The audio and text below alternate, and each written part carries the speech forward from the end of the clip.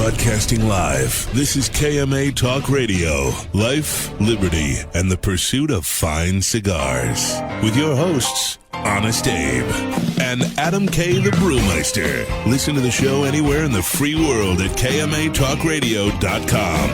I like to smoke them like some Winston Churchill, like John Kennedy, yeah.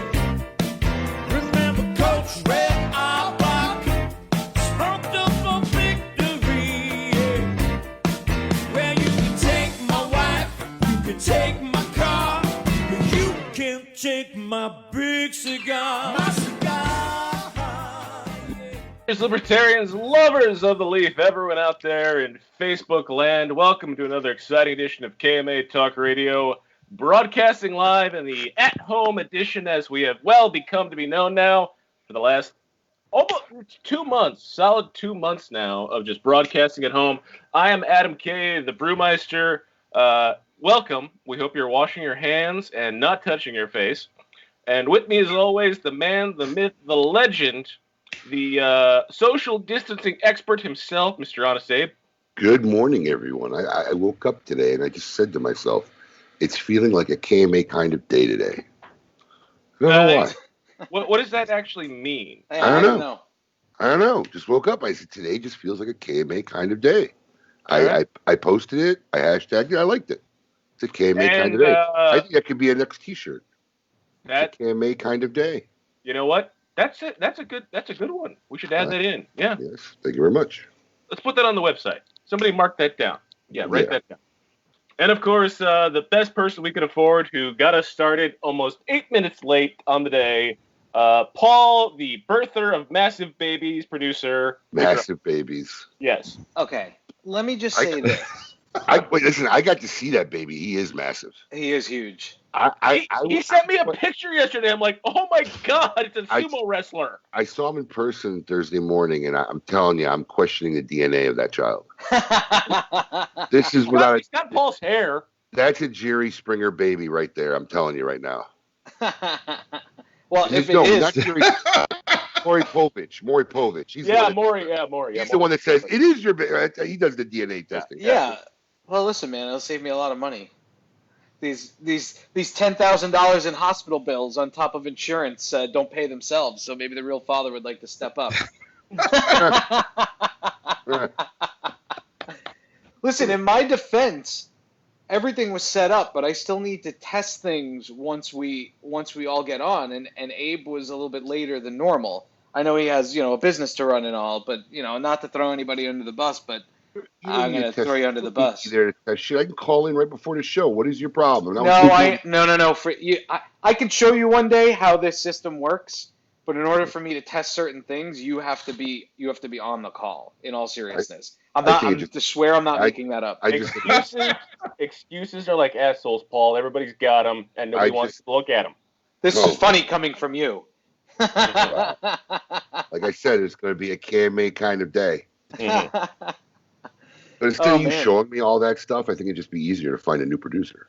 I mean, that's fine, but I would love to see a new producer. I would love to see a new producer come in. For the money not on our budget. Listen, for a new producer to come in, being knowing radio stuff, and coming in and doing this, please, go ahead. I welcome it. Anybody out there that wants to submit your resume, send it to info@kmatalkradio.com so I get it. Any resume that's too good, I won't give to Abe. I think you may get depressed on how many people will think they can do the job better than you. Everybody does. But that's how you know you're doing a good job, when people hate you for it and think they can do a better job. A wise man once told me that once. I'm just saying. Valid. So, Paul, do you have the quarantine shakes yet, or? Dude, he's never home. I tried to stop by 3 times to give him his birthday gift. He's never home. I don't know what kind of birthday gift. I don't know what quarantine he's under. No, wait. So what we've been doing when you tried to come those 2 times, we were at the park and then we were at our pool. So I'm just saying, it's not that much of a quarantine. You're never home. Yeah, but we're not commingling with people. Oh, you were the only family at your community pool? Yeah. I have 4 pools here. We haven't seen since the pools opened. I have not That's why I'm not freaking out about not having my own pool right now. I haven't seen one other person at our pool yet since we've been going. So it's been open, what, a week and a half? Something like that? Not one other person has been there when we went. And same thing at the park. We went to the park out here in Wellington. There was nobody in the preserve. I think we did see in the distance one guy with his daughter riding their bike. But other than that, it's, we're still pretty quarantined. But Abe wants a response immediately when he calls me. But sometimes, like, one time you called me, I was literally dealing with a blowout diaper, and my wife was dealing with the 1.5-year-old going, I don't know whatever the hell he was doing, running amok at the house. So I had to change a diaper, and I mean, literally, I couldn't touch the phone because my hands were covered. It's tough over here. Anybody that says they want to stay home all the time, like I used to say that, I'd be like, man, if I ever make a few million, you know what I'm going to do? Okay. Nothing. And you could never do it. Just so you know, the whole thing of staying home all the time is under the context that your wife is out working. Staying home all the time at the same time with your wife is a whole different. Yeah, she did work. Can we yesterday. backtrack though? Just what did you get Paul for his birthday? Is what I want to. I got him a bottle of wine. Ah, okay. I gave him one of the wines from my collection. Not even just a bottle of wine though. Adam, my wife's a Somm. She was. I mean, it's Stag's Leap, and she knows more about. I mean, it's an awesome bottle of wine. So thank you for that. We haven't had it yet. I don't think you can get that one in particular unless you're a member of their club. I'm not sure. Oh, I'll have her check. She would know. She would know. I'll have her check. I think she said they sell that bottle at the. They at might. The Breakers. They might. I get confused. I know there's a couple of them that we get from them that you have to be a member of their club. But do you get monthly bottles? Well, I did. I suspended it when this whole crap went down. Why? This is when you drink the most. You didn't know the future, man. I'm not wasting money on wine clubs right now. Mm-hmm. I'm a conservative guy, so man. much stuff. I'm a conservative guy. But yeah, I wasn't going to waste the money. I mean, anything. It's really funny because a lot of frivolous stuff just immediately stopped, right? Because I don't know the foreseeable future, and it's funny is because I see a lot of my staff like still doing extravagant stuff, and I'm like, it's mind-boggling. But no, I'm a very conservative and precautious person when it comes to that kind of stuff. I am too. I don't like any of these monthly membership things unless it's certain. There's one or two things. I don't mind the wine because we drink them and we don't. Yeah. And it's nice actually. I mean, look, I don't belong to my own Cigar of the Month club, but I kind of get the experience that the Cigar of the Month club guys get, right? When I get the email, the shipment's coming out. The only difference is for me, it's not really a surprise because they tell you what they're sending you in the email. So it's like you get a box and you open it up. But no, they're nice. It's just that we just didn't want to. They're not like inexpensive bottle of wines when you belong to like Stag's Leap Wine Club. So yeah, we just we did a wine club a couple of times. It gets expensive, and you also drink a lot more, which right now. We've probably had a drink every single night in the last 2 weeks. So what did you end up doing for your birthday? How old are you now? 37. Oh, you're still a baby. What did you end up doing for your birthday? So my sister-in-law and her fiance came from Georgia. They've been pretty quarantined, and they haven't seen the baby yet. And we were starting to lose it, and we're not really able to see anybody else. So they on a whim kind of came down Monday and stayed for a few days. So Stephanie had one of those like post your yard signs come and put happy 37th birthday Paul on the front lawn. So that was a riot. That's such a married person thing. I guess. So we already have an Ask KMA question already. Randy Bush would like to know, do you have hairspray on today? Adam. Yeah, Adam. Obviously geared towards you. Did no one notice that, like, come on, I styled my hair per Tanya's request. Did no one notice? Come on. Check this out. Someone noticed. It's not. Notice, I tried to do my best. I got it like I do on a regular work day. I did the whole thing. So, yeah, Rando, totally did. It's done. Good job coming through on a married woman's request. That'll get you far. I'm going to tell you something. I've been out a little bit now. I had like 2 meals in restaurants and whatnot. Oh, wow. Yeah, we haven't done that. Oh yeah. We went to lunch here at the Full Place here in Boynton, and then when we were up in Orlando, I went to visit Jeff and Tanya actually Thursday, and we kind of spent the whole day out there. And the 10 of us all went to have lunch, and between going to the restaurant, which wasn't packed, but they had people sitting there outside our group of 10. Mm-hmm. Stopping by the Sand Lake Corona store, which we saw Jeff Rui. It was always good to see him. And Fred Rui was there. Wow. I see Jeff Rui. Sorry, Fred Rui. Yeah. I just realized it's Jeff. We saw Fred Rui there. He lives in the area, right? Yeah. He's a regular next door. He was a little shocked to see me and Tanya come out of the car at the same time. But and even in our retail locations, people are coming out. You gotta, man. It's killing me to not, to not be out. I mean, we're still observing the 50% capacity, but you have to understand, for the most part, you really don't have more than 50% throughout the. Maybe at nights, a Friday night, Saturday. What is your capacity in the Boynton store? 300 people? No, it's gotta be a lot. 27 seats. Well, 27 seats in the bar area. Don't listen to him, but in the bar area maybe. To the fire department, it's 27 seats in the bar. Okay. Yeah. Don't listen to him. But it hasn't been a problem really. But the stores, I mean, I walk out sometimes and it just kind of looks like it would have been before this whole mess. So, I mean, it's one of those things you still got to be cautious. Like when we saw Jeff and Tanya came up to give us a hugs. I tell all my family, don't hug people. But what are you gonna do? We just hugged. Right. I mean, you get put in certain positions, but you try to be as cautious as possible. You don't want to let your guard completely down and act like the world is completely normal. There's nothing wrong. But I've been witnessing a lot of normalcy out there right now. Oh yeah. Or simple things. A slow trend movement back toward normalcy.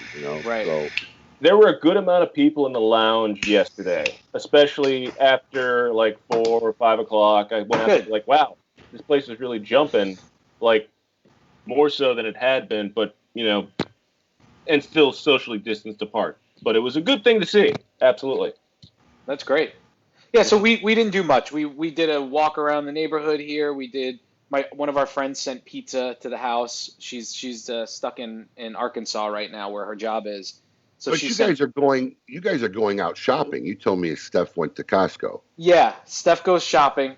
So you are interacting outside your home a little bit. A little bit, like slowly starting to. She has a mobile spray tan business. She did a spray tan in gloves and a mask yesterday. And I was stuck with the babies for 2 hours. I started going back to Stretch Zone. And they're touching you with gloves? No gloves. I mean, you got clothes on. You got clothes on. Wait a second. You wear clothes to stretch? They stretch you out. It's like a stretch out before a workout, man. It's amazing. I swear by it. I'm telling you, if I haven't talked about it before, I don't know if I have. Yeah, you did last week. We talked about it. I swear by it, man. I started feeling immediately better. Those 6 weeks of being stagnant and sedentary and doing crap, I started feeling better immediately within 2 days, like immediately. Okay. My sciatica feels better. Like, during the Great Smoke, I went like those whole weeks before. Didn't have a problem walking around for 5 hours during the Great Smoke. Do you have to wear clothes? I'm just asking. Dude, it's in an open room with 3 or 4 other people. Wait a second. So you go in, you pay money to go into a room with 4 or 5 other people in the same room, and some woman stretches you out. So what they do is they have these. Depending on the size of the place, like right now they've moved a couple because they need to make sure they're far apart from everybody. But there's tables, almost like a massage table, but it's not. It's got straps because they strap you down, part of you when you stretch you. So because when they're trying to stretch your leg in a weird pretzel position, your body wants to roll, so you got to hold it down. But no, I'm telling you, man. They do that to everybody, right? Not just you. Well, it depends what you're going in there for. Like some guys go there specifically. Look, I just got to let you know, man. This is like a heavily used thing by a lot of major athletes. You got sciatica pains, they'll work on that. If you have shoulder pains, they concentrate more on your shoulders. They could do just legs, just upper body, But I really, after going there and feeling the difference, I don't think I'll ever get a regular massage again because I just don't feel as good coming out of it. Yeah, and I think, and I really believe that flexibility and your body being flexible is very key to longevity. So, yeah, I swear by it. Yeah. So I started doing that. The kids got piano lessons again. The lady's coming back to the house. They started tennis lessons, which is really not a contact sport. It's outside. Yeah. But, yeah, I mean, we're just edging back to a little bit of, normalcy. The instructor comes, she does her lesson, we wipe down the piano, we wipe down the seat after she leaves, and that's it. Adam, what about you? Have you started normalcy? Not that anything's changed? Yeah, really. What was normal to begin with? I don't think anything really changed. Yeah. Yeah. Except I have to go back to work. I've been going back to work for a month now, so that's the whole thing. So, yeah. It hasn't even been a month yet. Almost. Well, let's get our guest on. Let's start talking some cigars. All right. Let's talk about cigars. We are pleased this week to welcome a first-time guest to KMA Talk Radio, Mr. Kevin Schweitzer of Vintage Rockefeller Cigars. Kevin originally started on Wall Street, but has been a cigar enthusiast for over 25 years. And if I'm not mistaken, he bought this company in 2017. So, Kevin, welcome to KMA Talk Radio. Hey, guys. How are you? Fantastic. Thank you for being here, Kevin. That is a lovely-looking home office, I'm guessing you have there? Yo, I tried to do it outside, but I was definitely going to have technical problems if I did that. Now, I didn't even want to attack that. Do you normally smoke in the office, or is this? No, I normally smoke outside in the mobile lounge in the car, or inside my garage. We're actually cleaning out the garage, building a whole lounge out of it. So. Oh, very nice. You got some lovely books in the. Have you read all the books in the background there? So a lot of those books. So there's a lot of books on martial arts because I was into martial arts as a kid.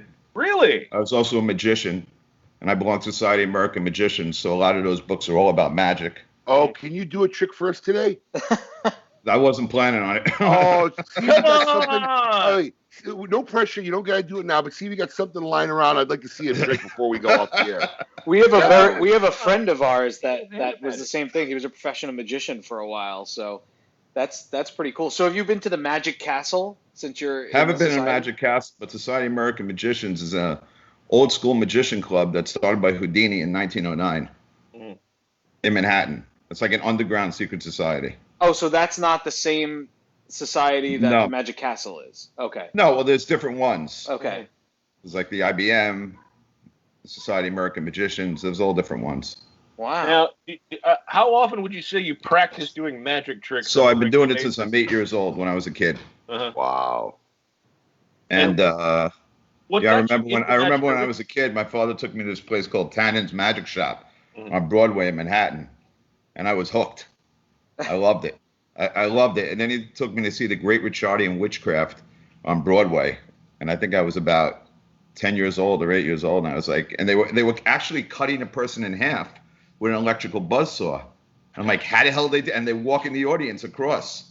And I was like, how'd they do that? So by the time I was like 12 or 13, I was doing magic shows under the name Kevin Fantastico, believe it or not. And that's pretty funny. That's pretty good. Oh, you'll always be now Kevin Fantastico today. There we go. So wait, I just need to know now. So if you go to magic shows or whatever, are you the guy that says, I know how they do that. I know how they do that. Two codes as a magician. You never try to make anyone look bad, or you never tell a secret. I'm not saying yes, I am like that. Okay, I'm not saying that you tell anybody how it's done, but do you just say, I know how they did that?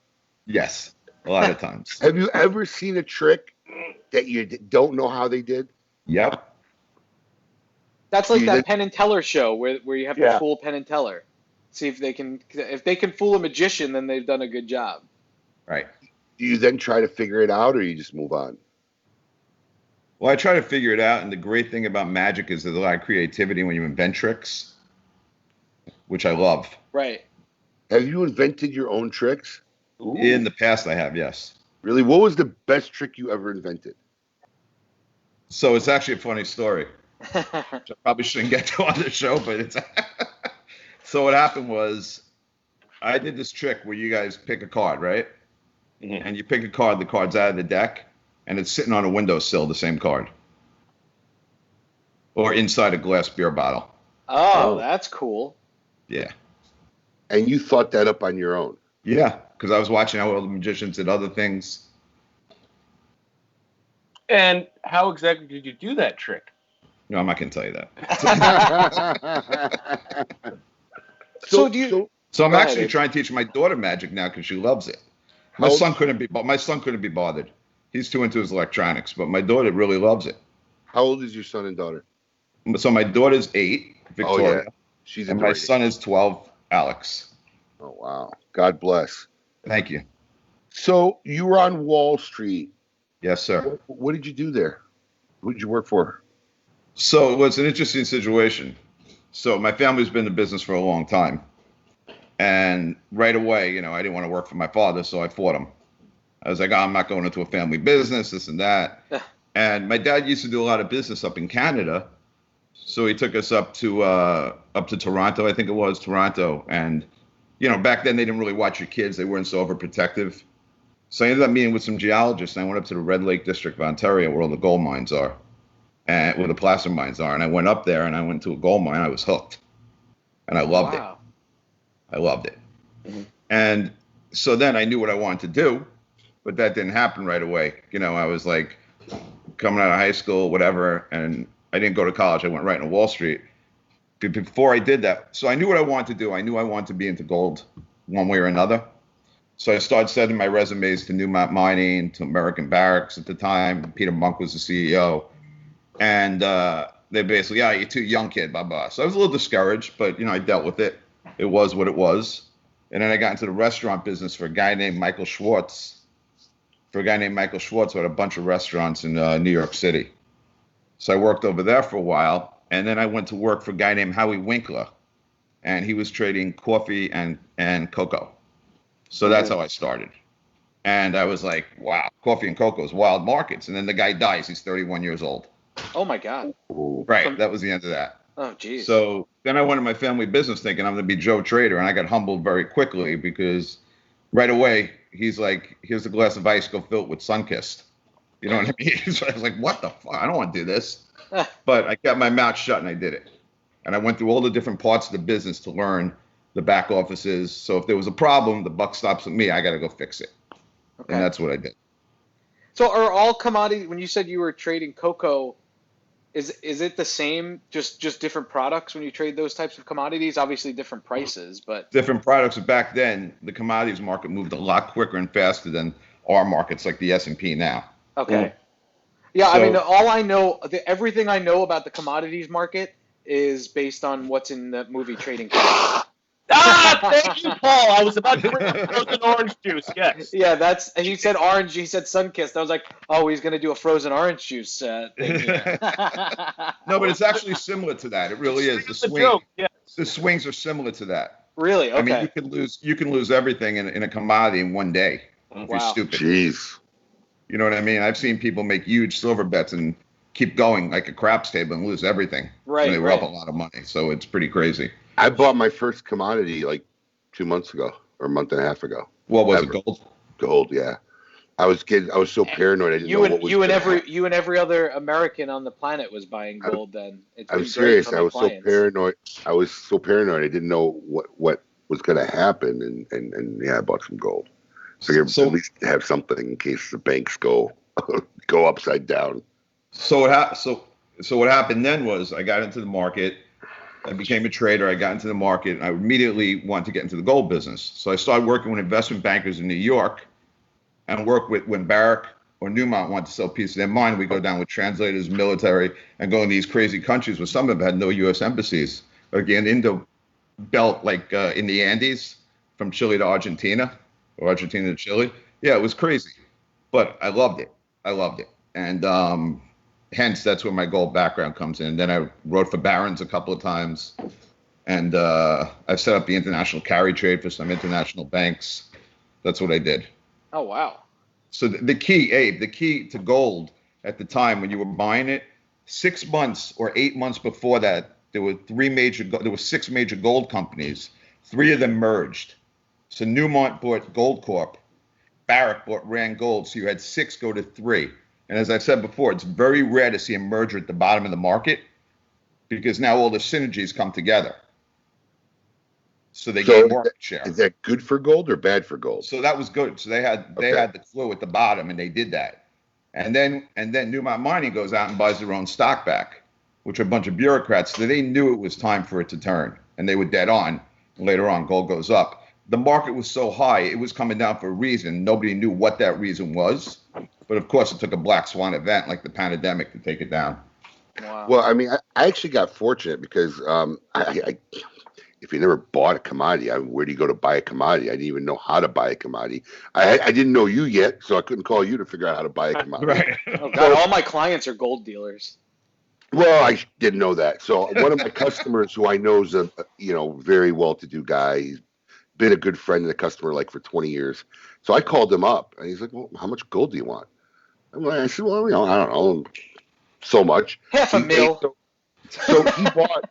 I guess he bought years ago a whole slew of Eagle 1 ounce pure Eagle coins and whatever. And basically, he sold me a bunch. And when he sold them to me, it was actually fair because I looked at the price that day. He sold them to me for $1,500 an ounce. And I think right now it's floating at what, $1,700? $1,750, yeah, around there, $1,740. So yeah, I got lucky, and he was very kind to me because I know the current prices at the time was more than that. So, but interesting to have. The only problem is you have a lot of money and very little. You don't want to drop it, lose it. It's true. Well, a lot of guys use vaults, so they use vaulting you companies. Put it in the vault, yeah. But just even transporting it, it's like like that much is a lot of dough. A little canister of 20, 25 coins is a lot of dough. Yeah, but most of the gold vaults are all filled up anyway in the United States.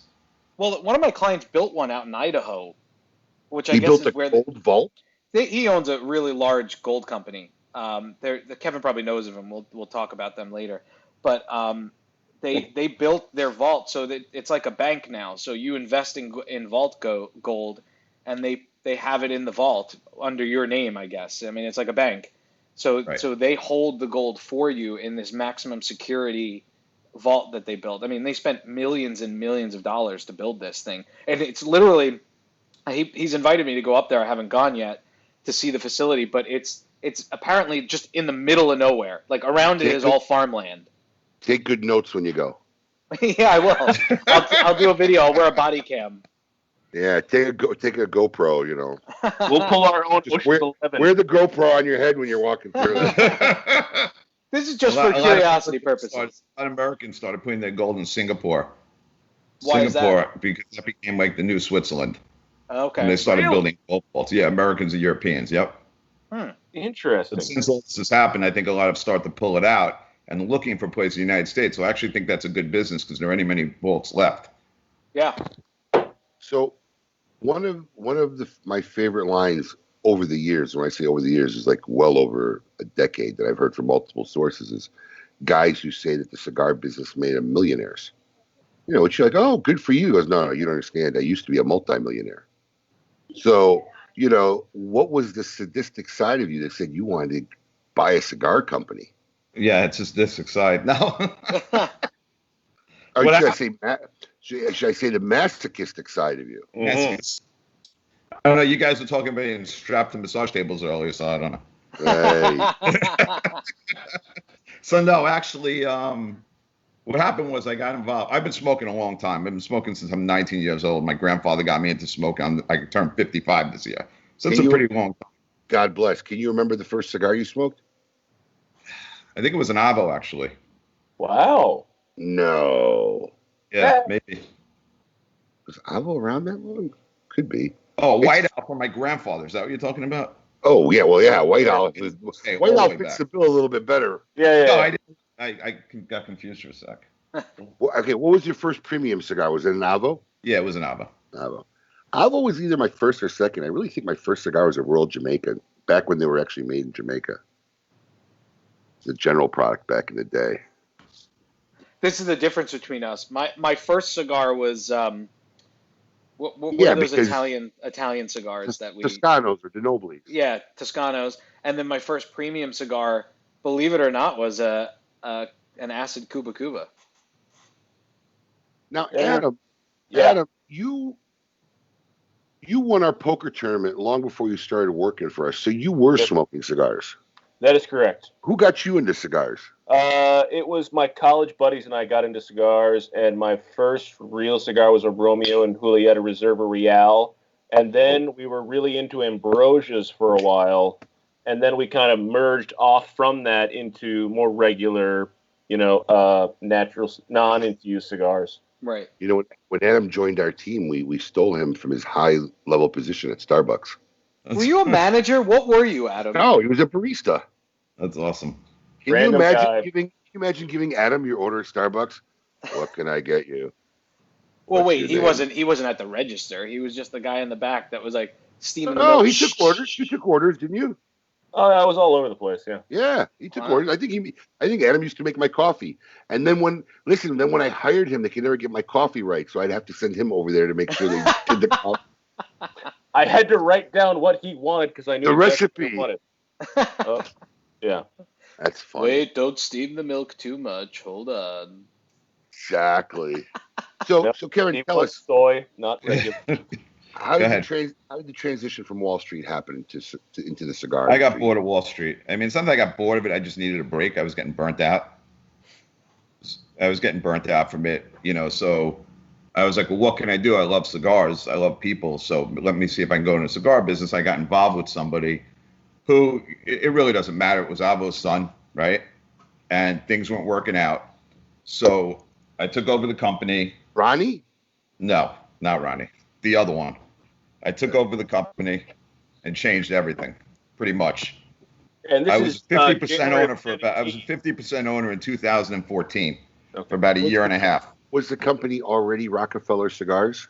So he originally wanted it to be like Avo Jr. or something like that, but the other partner was married to a Rockefeller. His wife's name is Elise Rockefeller, so that's how the name was able to be used. Okay, so I just want to be clear. Did they already have an existing company, or did you meet them and start a company with them? No, they already had an existing company. And their company was called what? Was it Rockefeller Cigars? Rockefeller Cigars. Okay. Vintage Rockefeller Cigar Group. Okay. A little complicated, but we'll run with it. Yeah. And so they approached you, or you approached them? So I was going to open a lounge right next to Barclays Center. Retail. Pacific. Ooh. Retail. Oh, wow. Yeah. New York? Ooh. Because I thought it was a good spot to do it. It was right by the metro, and I love cigars. I'm like, let me do that. So, and at the time, it was booming there. I mean, all the Victoria's Secret opened a place there. That neighborhood 10 years before that, you couldn't drive through with your windows down. Correct. So it was booming. So I thought it was a good opportunity. And then I met one of the guys that worked for me. Why don't you talk to this guy? I was like, so I talked to him. I met him at the 2014 IPCPR trade show.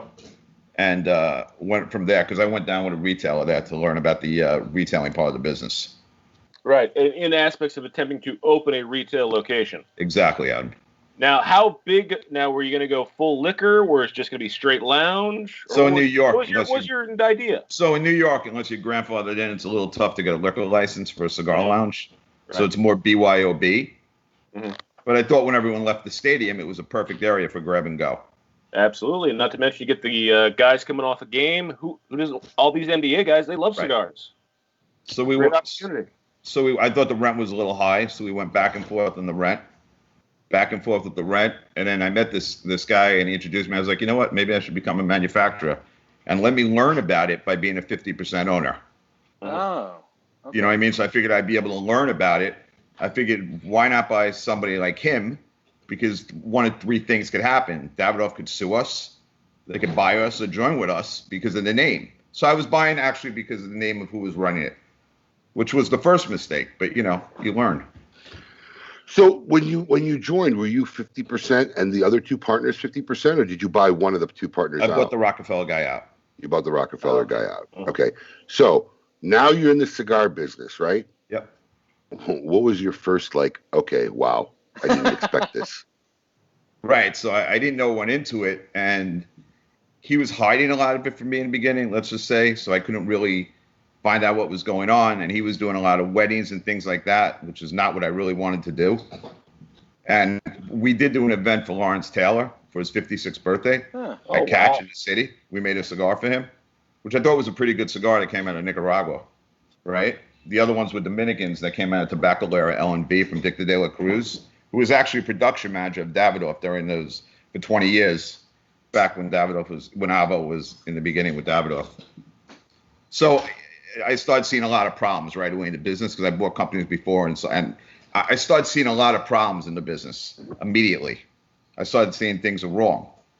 Then I started getting calls from people who work for them and not getting paid. And I mean, you can't do that.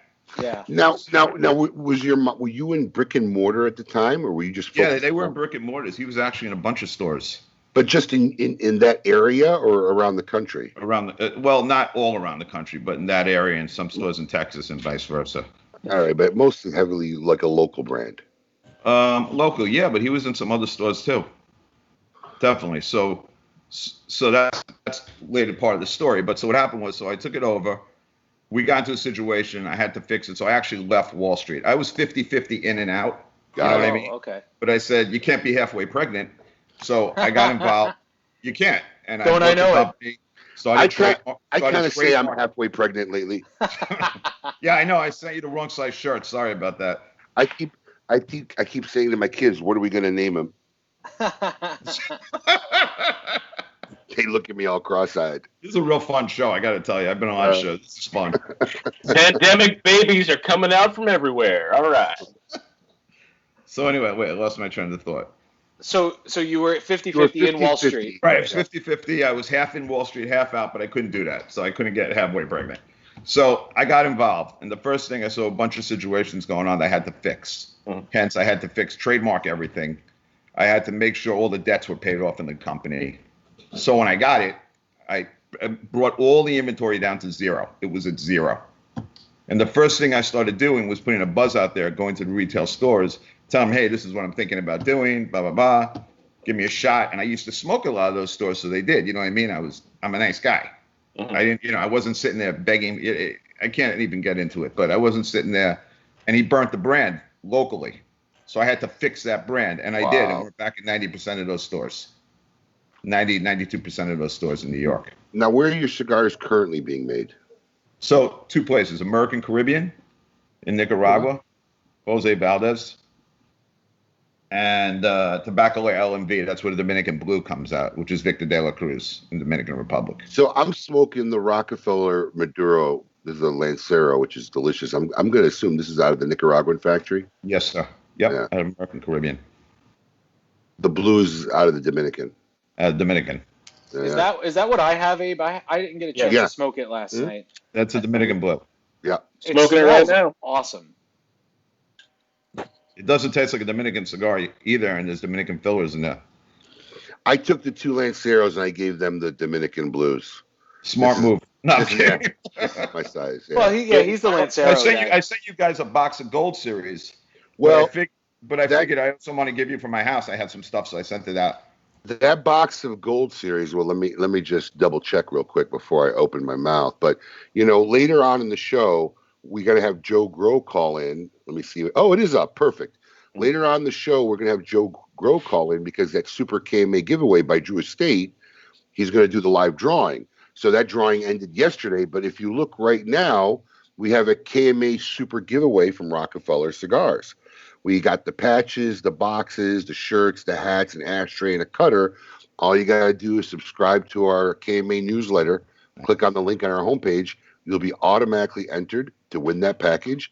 And maybe we'll do a live drawing again in a couple weeks and give that away to one of our lucky fans. So we grabbed the loose stick so we could smoke, and then we took your package. We got a super giveaway up on our site, Kevin. So we're going to give away that beautiful package to one of our fans and listeners. All they got to do to enter is just go to our KMATalkRadio.com website, and there's a place you can just enter your email, and you're automatically entered to win that prize. Awesome. Cool stuff. Yeah, Couldn't great. be easier. Could not be easier. We try to spread the wealth a little bit. We appreciate your generosity, so we'd like to get them out there a little bit. But, yeah. So basically, what's it like working with Victor de la Cruz in the Dominican, or how has your experience been working with the factories as you've gone through this process as you took over 100% ownership? So in the beginning, I didn't go into Nicaragua until I took it over. So when I first went to Nicaragua, I'd been there before. I'd been to Managua before and stayed at somebody's condo. Okay. A long time ago. But I never actually went to Esteli. So as I say before, when I went to Esteli, I felt like a kid in a candy shop, right? But I better keep my fucking mouth shut and listen. Yeah. Because I know nothing. Best you know way what I mean? to learn. I know nothing. But yeah, that is the way to go into it, right? I mean, that's the way to learn. And I think Pedro Morales was there, whoever it was. I think it was Pedro, and he was translating. And I did say to him, though, I said, listen, I'm from New York. Why am I at your factory and not any other factories when there's about 10 more down the block? Right? And he took me around, introduced me to everything, and I thought it was great. And he had all my cigars window dressed when I walked in a nice little thing. Wow. So, so they made me feel at home. And I loved it. Because to me, it was like when I traveled in the past, I loved it. I think everybody from this country should see what it's like in a communist country to see how good they have it. That's just my feeling. And I love meeting the people. I love the people in the factories, and I just really enjoyed it. Like I said, I was a kid in a candy shop. I totally get that, because as first generation American, son of immigrants, right. I've always believed that people who come from other countries really, a lot of times, have a much more deeper appreciation for what is here in the United States of America and what the U.S. has to offer. I think it's a lot of times the people who are born here just take it for granted.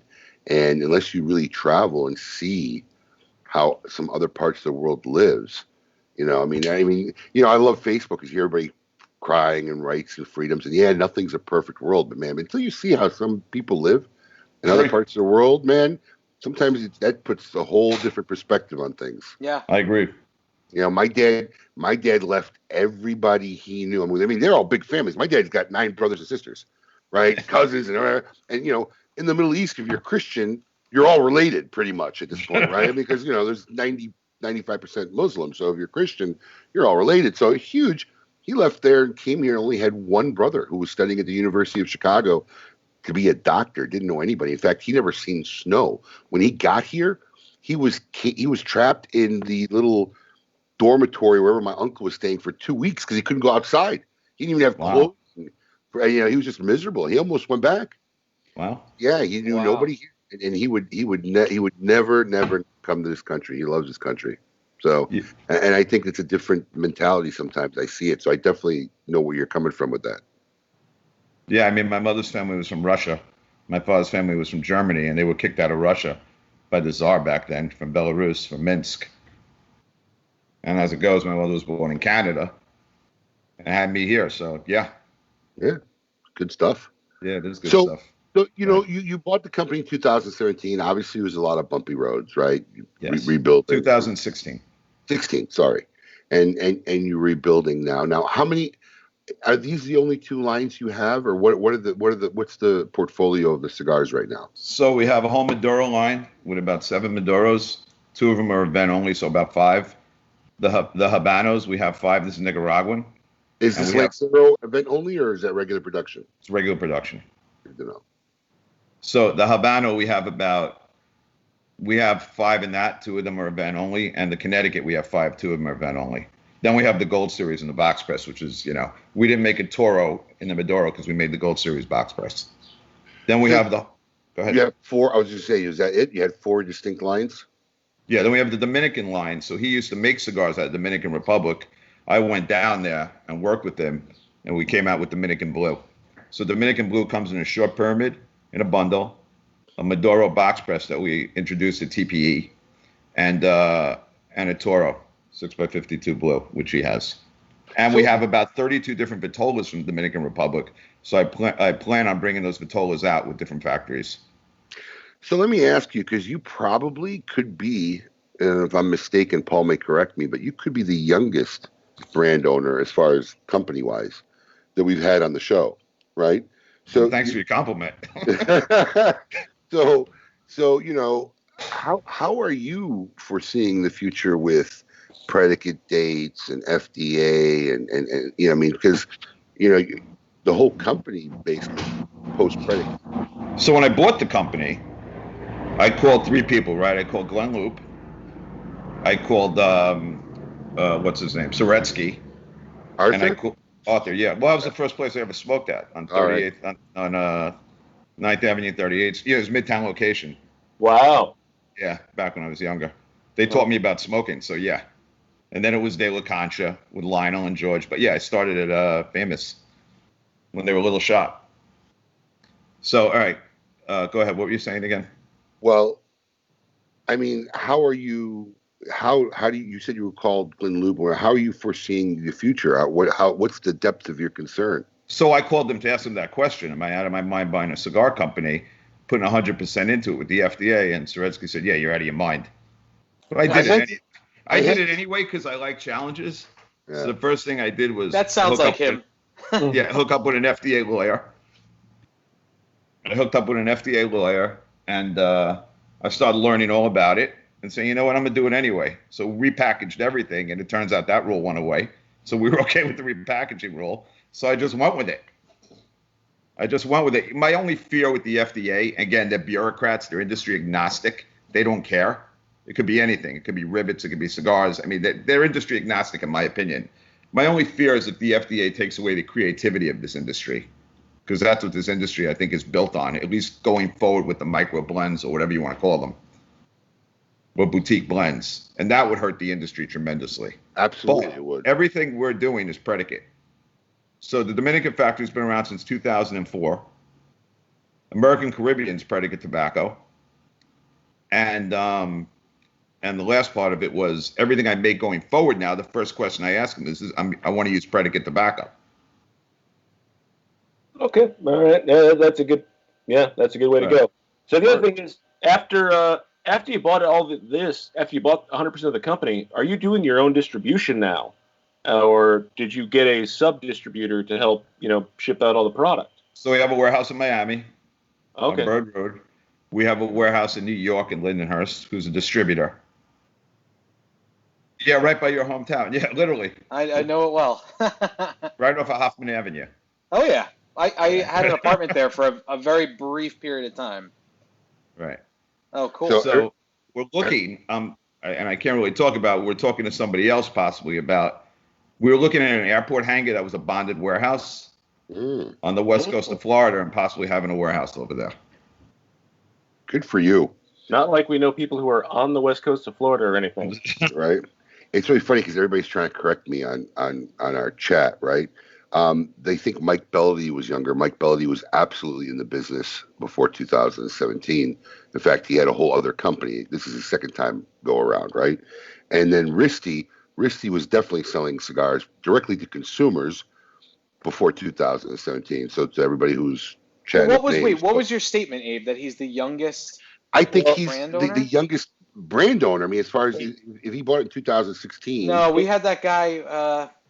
Who was the old head of CAO on, who just started his company in January or February of this year. Oh, yeah, that's right.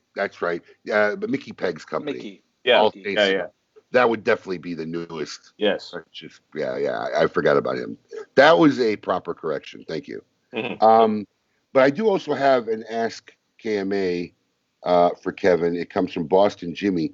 He wants to know if you're chomping at the bit to get back on the road. Chomping on the bit. I'm dying to get back on the road. So I traveled 190 days last year. Wow. Or 197. My wife did all the numbers. She was looking at it. You've got 2 young kids. It wasn't refreshing to be home for. Yeah, it was very refreshing for 3 months.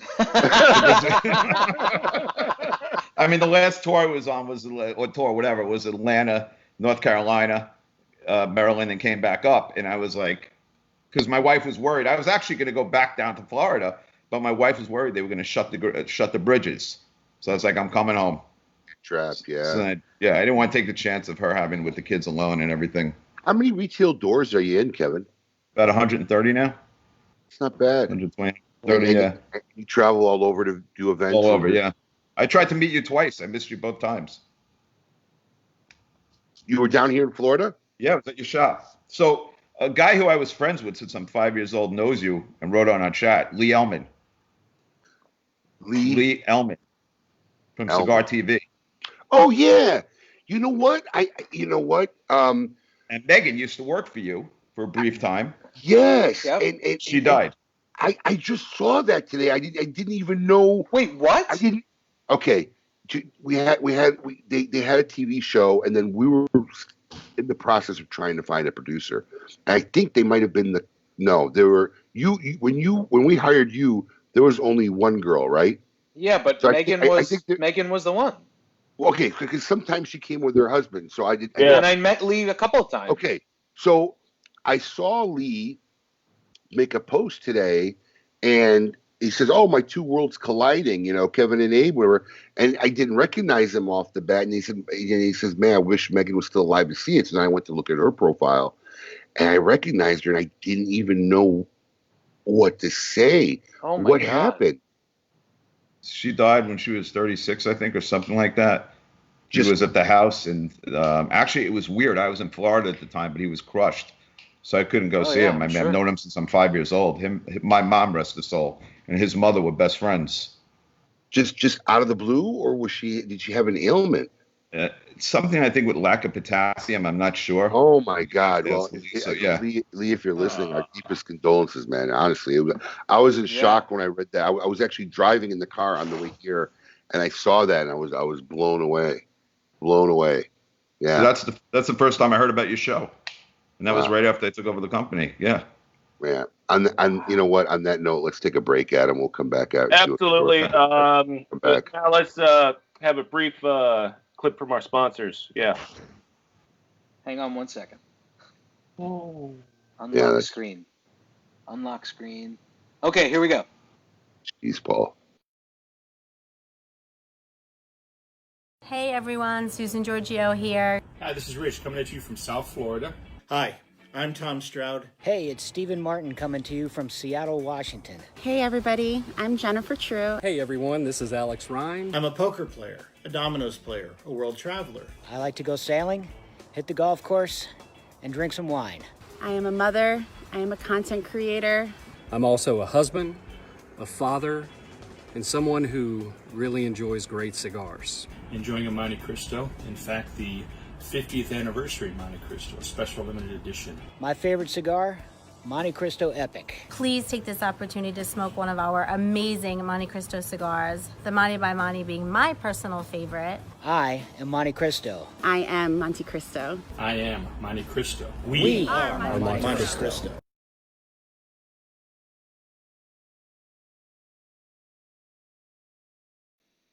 And we're back, Adam.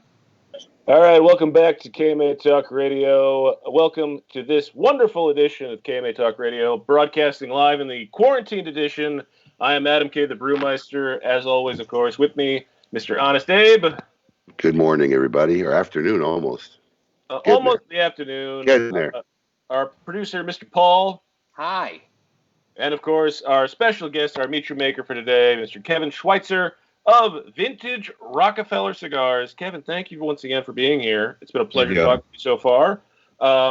So, Vintage Rockefeller, that's kind of a big name. Did you ever think after you bought the company of, changing that at all, or did you just want to go with that, or just feel like it had a base to go with? So you can play on Rockefeller a couple of ways, right? Mm-hmm. So there's actually a new marketing thing we're coming out with, which I've used these 3 months to work on. So we have our classic line of Rockefellers, hence Rockefellers are one of the 4 big names of the United States, as we know. And the other part of it is the whole Illuminati side. Mm-hmm. That I'm thinking about doing something. Yeah. Now, everyone right away with the conspiracy thing and all that. Does somebody do an Illuminati cigar? So Dion, I actually reached out to Dion and asked him if he wanted to work on a cigar with me. I sent him an email, if he's listening. I sent him an email, but he was worried about all the FDA blends and everything, and I don't blame him. But that got me in touch with another factory, which I'm not going to name right now, that I'm working on a cigar with. Oh, cool. There's a lot of not name namings going on with this. Well, it's Rockefeller.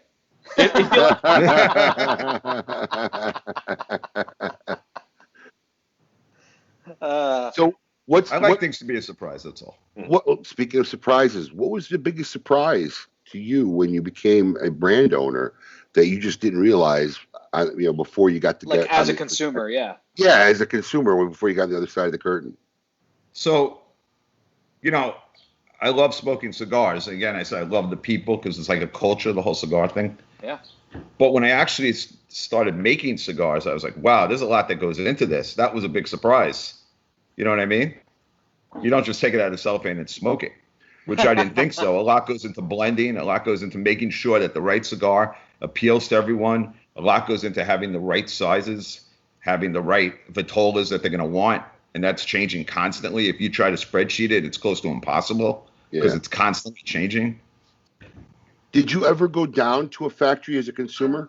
No, I did not. Yeah, so looking back, I wish I did. Yeah, that's pretty much the number one statement I hear from anybody who does a trip the first time there is not realizing in depth how many hands have to be involved from seed to seedling to plant to tobacco to fermentation to a final product of a cigar that goes into a box and sell in a box. It's a pretty arduous process. So yeah, it's the number one comment I get from anybody who finally makes a trip to go down there. And that's why things like the hand rolled movie and things like people, I think you gain a much bigger appreciation.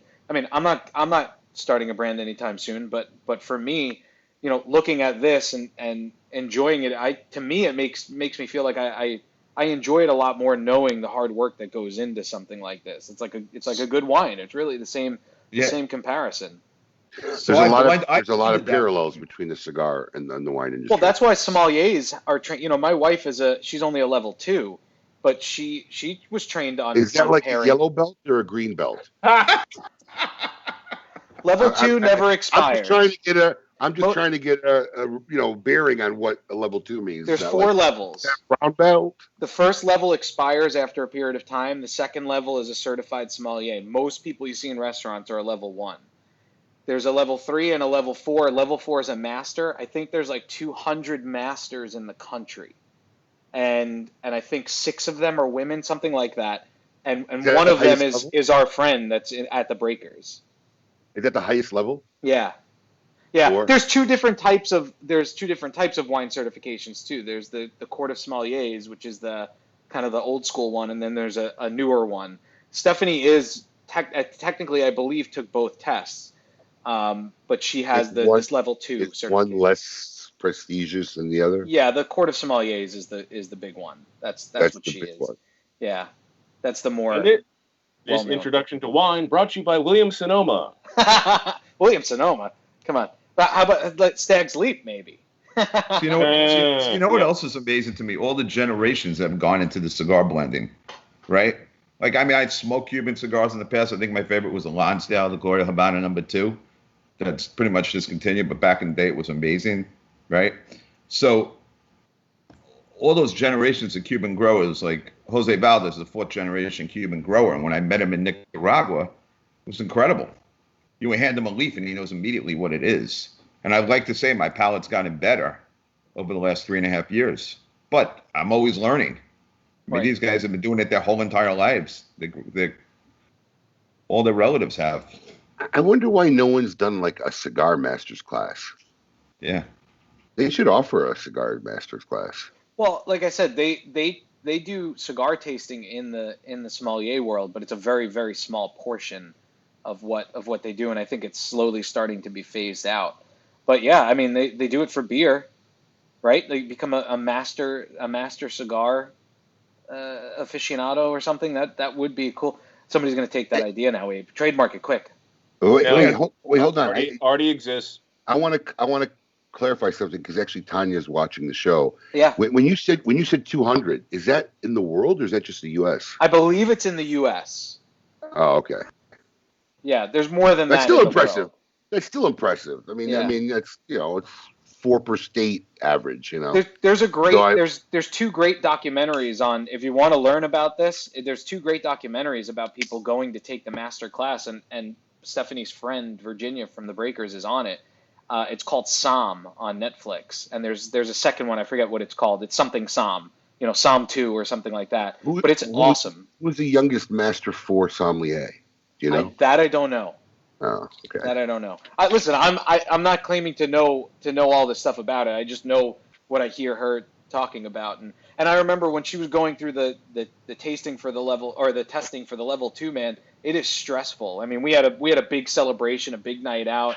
You know, went to a place that has a wine list that's legit like this big, La Serena in West Palm. If you've ever been there, Abe, you ever see their wine list? They have a huge cellar there. Dude, I've been there. That's one on Southern, right? Yeah, no, that's on Dixie. Dixie. Yeah. I get off on Southern, then you got to go down. Yeah. I mean, it's literally not in a great neighborhood. No. They have a security guard outside watching your car. Yeah, watching your car. Yeah. I've eaten there 3 or 4 times. Phenomenal restaurant. Not easy to get to. No. Some of the best food I've had down here. Excellent. Yeah, it's an amazing place. You know what's funny is I went there 3 or 4 times, and it had to be in the first 5 years I lived in Florida. I forgot all about that restaurant. Well, they're only open seasonally. It's hard to get in there. Yeah, the owners are amazing people. We've met them. It's just and they're old school servers. People that when love you their guys job. You guys dehibernate, we'll do a dinner there. Yeah. Speaking of food, so Kevin, as a guy who lives in New York, what's your favorite place to go in New York? Italian restaurant called Volare on West 4th Street. It's like an old school one-room mob Italian restaurant. It's phenomenal. I like that family style type of food. It's been there a long, long time. That's one of my favorite restaurants. All right. More importantly, what's your favorite pizza in New York? Ooh, that's tough. I used to love Ray's Pizza. I did. The original Ray's. The original Ray's, and then Ben's Pizza, which is right off of West 4th Street downtown. I used to love that. And there was an Ultimate Pizza on the Upper East Side that I liked a lot. Then there's Umberto's in New Hyde Park in Long Island that I love. I actually think he has a place in Florida, right? In Fort Lauderdale? I think so. Or Boca? Oh, does he? No, I didn't know that. Okay. They claim he sends water tanks down. I mean, I don't. One of my favorite pizzas was Joe's down by Soho. Oh, you're talking about Joe's when you come up 6th Avenue on the left-hand side that everyone would go to at 3 o'clock in the morning. Yep. Yeah, good call. At 3 o'clock in the morning, though, anything tastes good. No, yeah, I used to go to those Two Brothers pizza windows at 2 o'clock in the morning. Many nights I was at Joe's. They're lined up. They're lined up in the afternoon there. I mean, it's a good place. So that and Wohop that we all would go to at 4 o'clock in the morning in Chinatown. Whoa. On Mott Street. Ooh. Back in the day. You remember that? Oh, I wasn't my stomping grounds. I'm totally a New York tourist. Okay. I mean, it was mine, but I don't know Wohop. Yeah, Wohop. If I was over there, I was over at. If I was over there, I was always at La Mela. I couldn't stay out of La Mela. Next time you're there, Paul, you're gonna have to go check it out. Yeah. Oh yeah. So, Kevin, have you doing a lot of cooking since you've been quarantined for 3 months, or is the wife do a lot of cooking? Is that something? So my wife is a holistic nutritionist. Oh, really? She's vegan. Obviously, I'm not. I'm not. But she is. Your wife is vegan? Go ahead. What? Did you say his wife was vegan? Yeah. How is that living with a vegan? She's probably watching this at some point, so I'm gonna keep my mouth shut. But when you're not vegan, it's got to be difficult. That's what I'm saying. Going out to eat. She's really cool about what I like. She wants to view her ways the way she is. You know what I mean? She's all about clean eating. Most of the time, guys who say, "Well, my girlfriend or my wife's a vegan," well, that just makes me a vegan. No, I'm not a vegan. She didn't. Okay. Did she try to convert? Had too many cases of gout over the years to be a vegan and working on it. Did she try to convert you to the dark side? Yeah, it didn't happen. She did though. Okay. Yeah. Absolutely. I mean, she's got to get an A for effort. An E for effort. Absolutely. So, do you eat separate dinners when you're home now? No, we still eat the same dinners. So you'll eat. She's not that crazy, like worrying if there's like meat in the house or around. You know what I mean? Okay. I just respect that she's that way, and I'm not. No, that's awesome. Has she converted the kids to veganism at all, or anything, or? Yeah. Oh, really? Yeah, she has. So you're outnumbered. My son's now turning 12, so that's slowly changing. It seems to me. So are you guys giving him the option, or is he can do what he wants? He's 12 years old. Like she said, he's free to make his own choices. Wow, that is an interesting dynamic. I don't know how I would be able to deal with that. Like, I mean, we don't eat a lot of red meat in my house, but like, every couple of weeks we go and buy nice steaks at Whole Foods or something, and we, Dude, it's not even about steak. It's a bolognese sauce. It's a hamburger. Everything. It's an Italian sausage. It's not even just like chicken. solid steak. Yeah, we live chicken, on chicken breasts.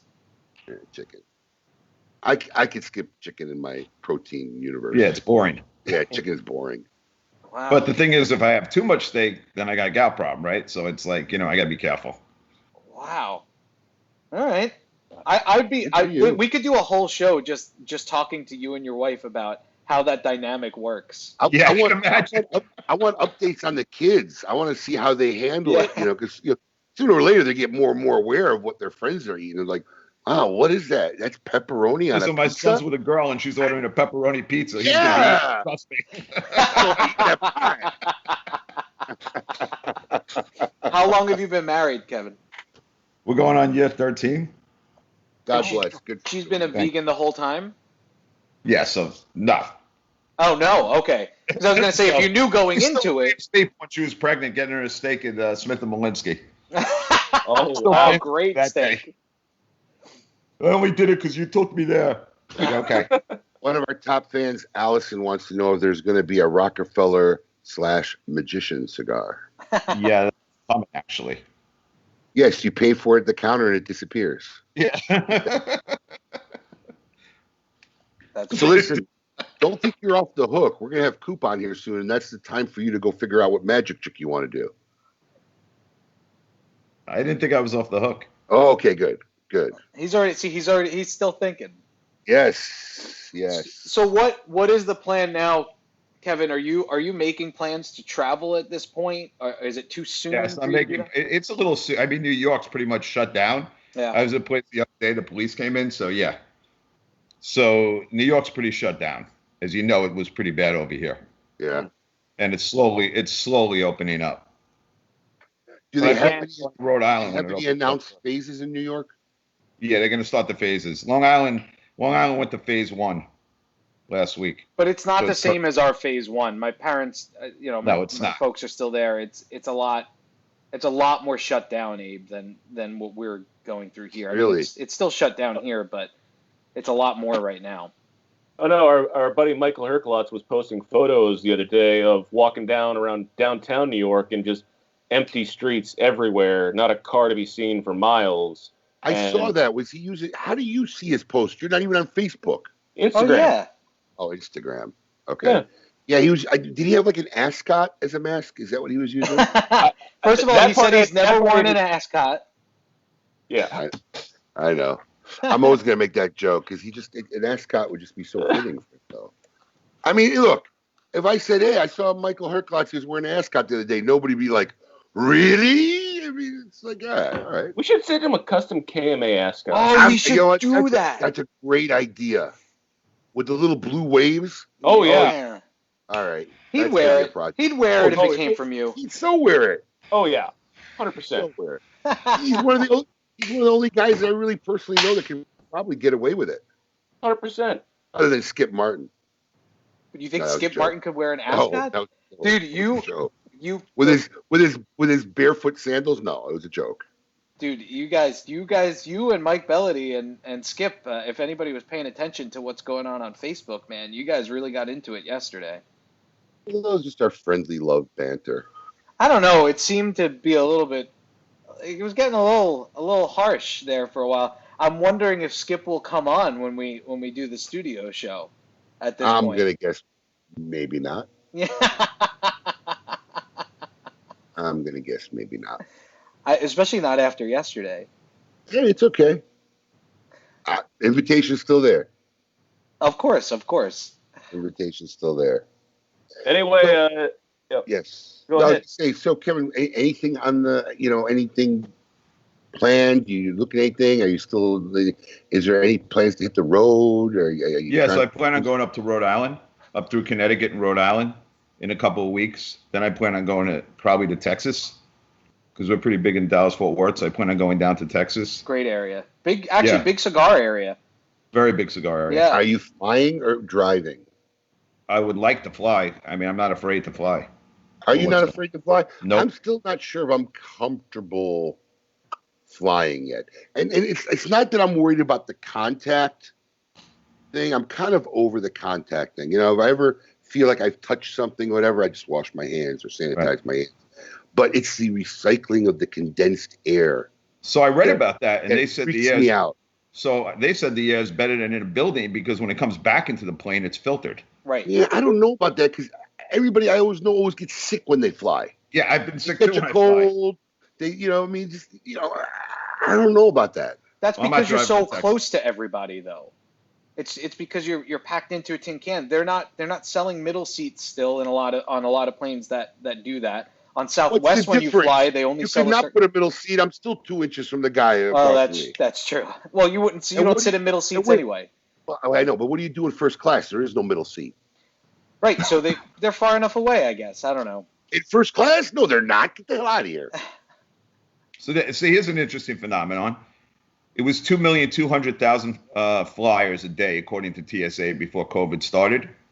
It went to a low of 77,000. Last week, around Memorial Day, it was up to 277,000. Wow. So people are flying. It's coming back, little by little. I mean, we're flying. There aren't as many flights out there. Yeah. I'm sure eventually the airline tickets are going to go sky high. We're flying up to Long Island, and at the end of June, we're still planning on doing it. Yeah. With the kids. I gotta believe the airline industry is gonna need a bailout. I just don't know how they survive this. One key thing, speaking to a market guy, although it's not commodities, is Warren Buffett dumped out of all the airline stocks that he was such a big proponent of the last few years. So that scares me because I own some airline stock. So that was probably the bottom. That was probably the bottom. Right. Right, because Richard Miller turned around and said he likes him. That was probably the bottom of the airline in the airlines that he puked. Is like Madoff at the bottom in 2008. Right. I mean, you know what I mean? Southwest and Delta, they're still Delta's, but Southwest is still okay. I mean, I lost my shirt on it, but I'm not getting rid of it yet. I think it'll come back. Yeah, I do too. I think Southwest eventually has to buy somebody like Spirit, but yeah, because please let them buy Spirit, man. Oh God, what a horrific airline. American is the one I'm worried about. They have $34 billion in debt. That's the one I'm worried about. I don't know if American will survive. And as far as I'm concerned, it's the worst airline. Yeah, me too. I can't stand them. And Abe agrees with me now. He used to be an American guy. Yeah, I had issue. Well, I just don't like the miles program that I have with them. They suck. I don't have a problem with American as far as flying American. I've always had good experiences flying American. I've never had a bad experience flying American. But the miles program really was bad. Delta. I got like 2 million miles parked on it. I think I used 800, 900,000 of them for our trip in December, which I haven't canceled yet. It's going to wait and see how that climate goes. Okay. That's going to be a 15-hour flight. That might be long. Yeah, see, I have a 2.5-hour flight to Long Island booked. Yeah. I just got to see where the climate's at. I mean, look, even if they come out with my personal opinion, totally no professional opinion here, but I don't think they've really figured out how to really treat it. I think they're just throwing stuff at it, and some stuff works and some stuff don't. But I would even feel better if they would just had a solid known treatment and how to deal with it if people get it. Forget the vaccine, or the cure, just even a solid treatment. But everybody's fighting every day on how to treat it still. Yeah, Bill Miller, not Rich Miller. Bill Miller is usually good at the bottom. You know what I mean? And they're probably cheap. Question is how long will it take for them to come back and if they need more money. Right. All right. You can wait 6 years, but that's the whole long stock game. And we have your friend on. I know, and this is the best advice we can give you on the stock market on KMA Talk Radio from our friend Kevin here. And this is the only advice you're probably ever going to get on the stock market on KMA Talk Radio. But now joining us once again from his luxury dining room. Loop, what's happening, buddy? Hey, guys. Hey, Kevin. How's it going? Hey, Coop. What's up, brother? I got just to weigh in on an airline comment. Is there any airline that's good? I mean, seriously. Oh, that's a good point. Yeah, they're all terrible. I mean, so I like Copa. Copa is an international Latin airline, obviously right now because Latin's having a lot of problems. But Copa really has no debt. And the rules are different in Latin America. They could turn around and fire everybody tomorrow.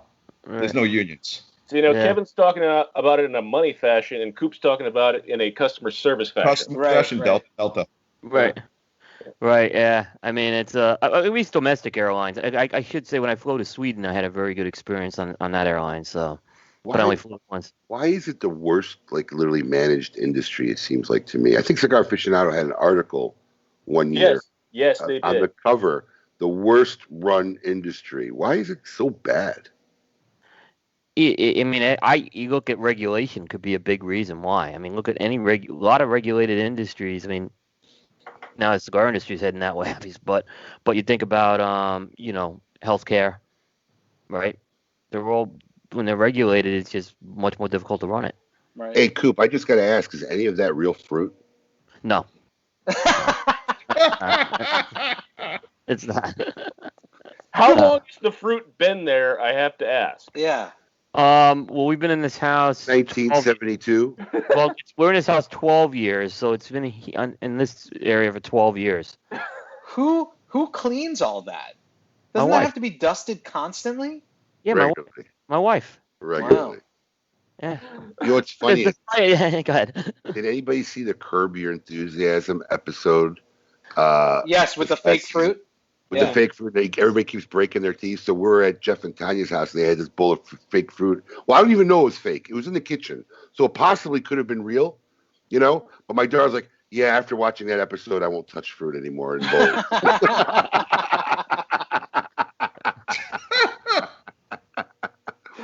Like I'm done touching fruit in people's bowls. I'm not doing it. All right, Coop, what's happening in the news this week? So the big news came out of Europe this week, and another trade show has been canceled. This time it's the Intertabac 2020 trade show, which was scheduled for September 15th. That has been canceled. So that basically leaves the rest of 2020 without a major trade show for the cigar industry right now. And how do you think the industry is going to respond to not having any trade shows going forward at this point? I mean, what are they going to do, or how are they going to respond? I think they're going to respond in a lot of different ways. So I think some companies will do business as usual. I think some companies will go very virtual. I think guys like Kevin, they're going to be hitting the road, obviously, doing once they can and doing a lot more things. And I think the big question is going to be, when we come out of this, is can the industry survive without a trade show? Like, if companies can show they can do business going forward, they may look at this and say, well, why do I need to spend a lot of money on a trade show? That's just not in this industry. Let me tell you something. First off, I actually heard that there's a couple companies that are going to do like a tour, like a mini trade show this summer, like a couple cities around the country. A couple companies are getting together. So the problem is that's true in all industries. So take a look at Paul's example, right? Has your company slowed down, Paul? Not at all. It's actually okay. We're probably up 5% month over month in the last 2 months. How does your boss, the owner of the company, not say, "What am I paying a warehouse for? What am I have all this?" There's a lot of companies that are going to realize after this, right? That the spaces and the offices and the places are not as relevant as they thought they were. So, in business, a lot of businesses are going to change the format and how business is done, and the PCA may be a victim of that. I don't know. I think there's still too many people passionately supportive of the PCA. So I believe that in 2021 there will, without a doubt, be a PCA trade show. To what extent it'll be, to what level it'll be, who will be involved, we have yet to see. Yeah, I think that's a really good point as far as that goes. I don't think, like I said, I don't think there'll be no trade show next year. I do think there's some questions in my mind if TPE will go off in January.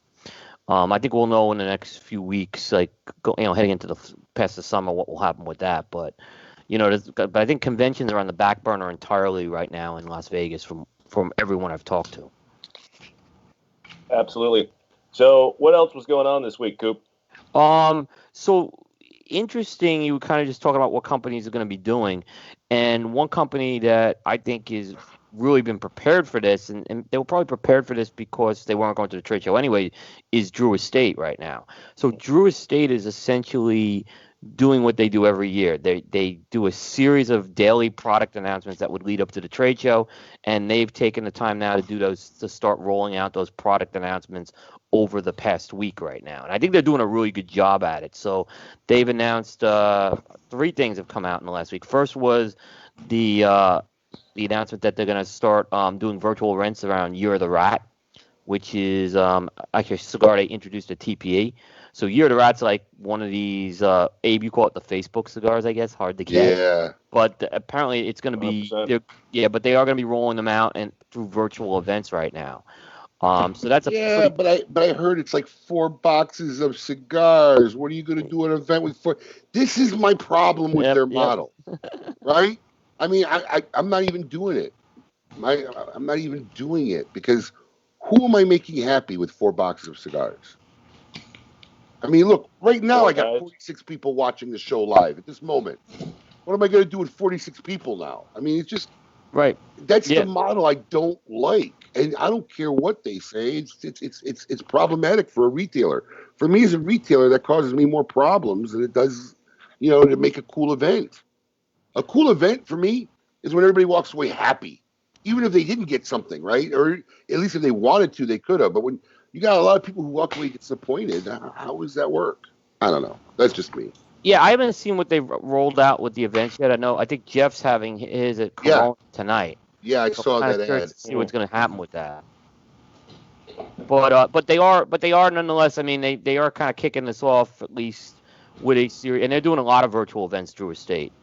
Well, their team, Drew Estate's got a great team, right? So they do. I think without a doubt they have the best grasp of marketing and social media and leveraging their weight and their talent. And I think companies like Drew Estate will benefit greatly from the current climate more than other companies. If you haven't figured out how to communicate, especially during the lockdown and whatnot, it's easily to be forgotten in this industry. Yeah, and remember that Drew Estate wasn't going to the trade show anyway with Davidoff, Altadis in general. And I'm not trying to knock the other 3 companies, but it seems like Drew Estate was the most prepared in terms of this was probably going to be what they were going to do no matter what. So they're kind of coming out of the gate very strong. I mean, and you're going to see over the next week or so, I'm sure they kind of build up what their products are going to be each day. So it's a bigger release each day. So I'm kind of curious to see what the other companies are doing and what their strategies are. I haven't really seen much of a different strategy with the other 3 companies right now.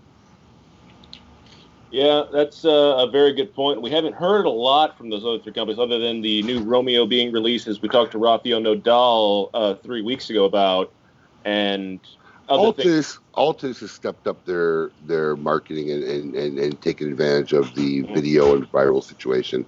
They've been pretty active from what I've seen, right? I haven't seen much from the general side at all, anywhere. And I think Davidoff tried something, but I heard it was really, really bad.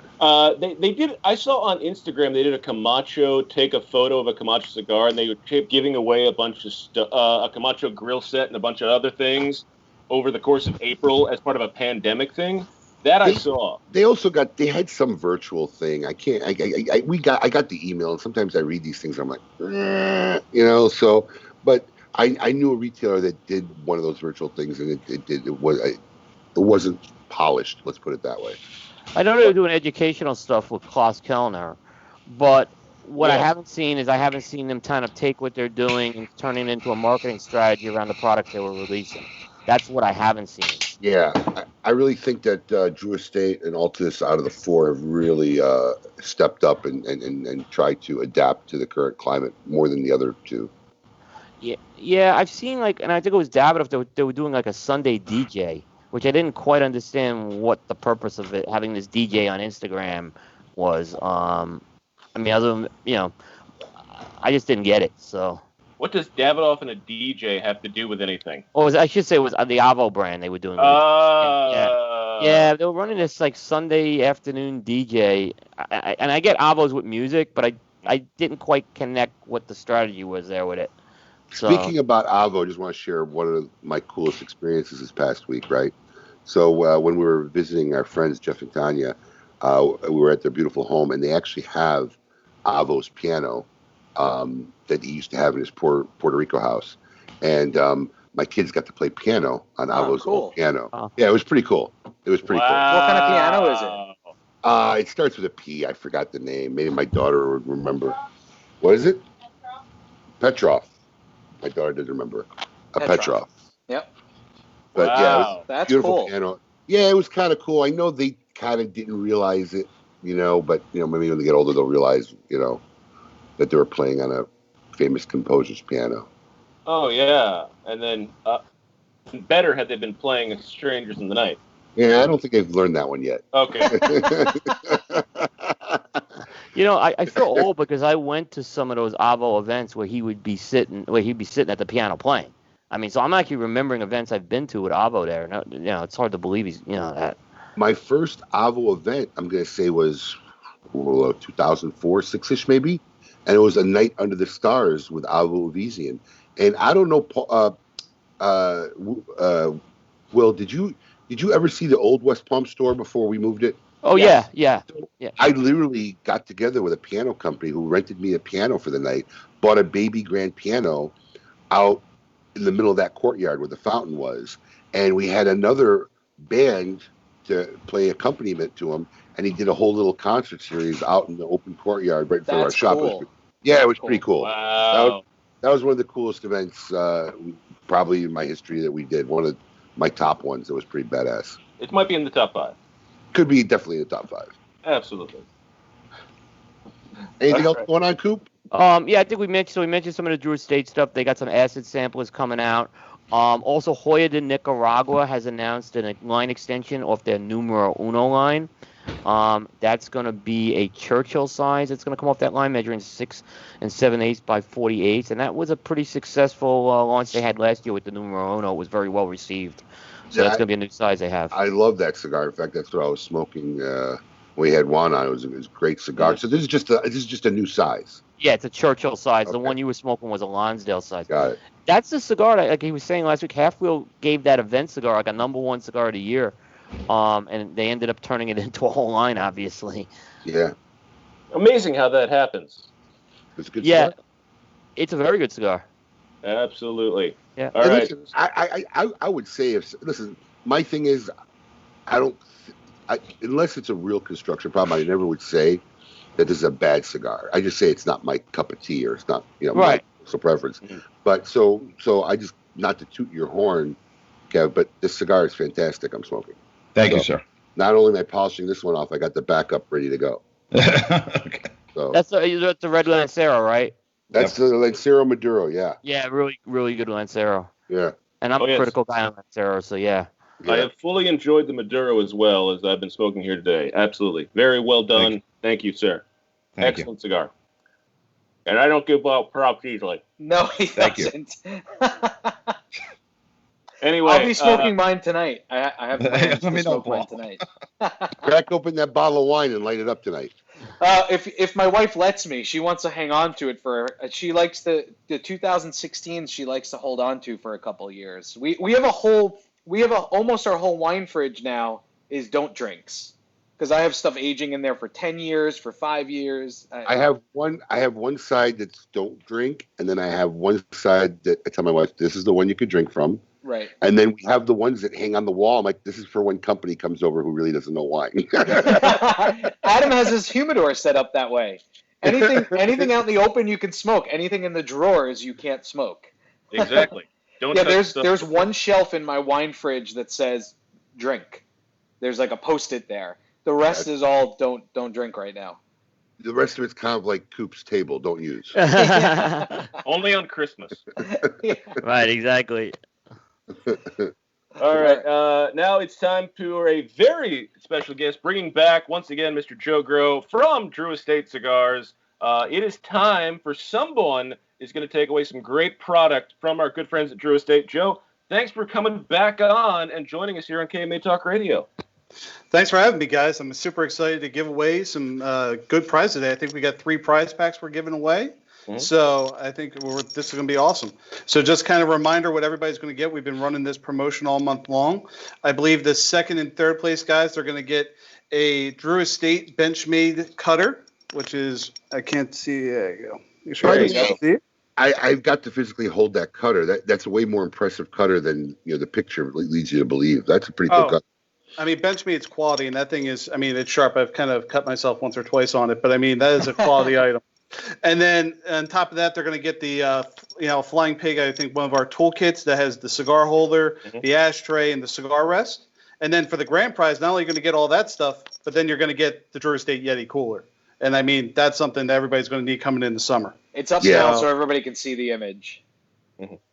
Nice. Oh, there it is. Yeah, nice. Well done, Paul. Paul's putting up the image of the quality Yeti cooler. I'm a little shocked. I'm a little shocked you had that image prepared, Paul. I'm just saying. Bravo, Paul. Bravo. Oh, thank you. Golf clap. Everybody golf clap. Now, there we go. Now, Paul, do you know what that phrase is from, golf clap? No. See, Adam, I know Adam knows. Joe, I'm only going to assume you know because you used it. Or did you just use it because you've heard the context? Oh, no, I've seen the reference. Yeah, Men at Work. The Men at Work. Exactly. Charlie, one of the few movies that Charlie and Sheen and Emilio Estevez did together. Should have done more together, yeah. Never saw it. I'll have to watch Really? it. Oh, that's a classic 80s. I mean, it's not the greatest movie in the world, but it has some moments. I want to say 92, but... I thought it was early. I thought it was a little later than that. Or earlier than that. I could tell you. Yeah.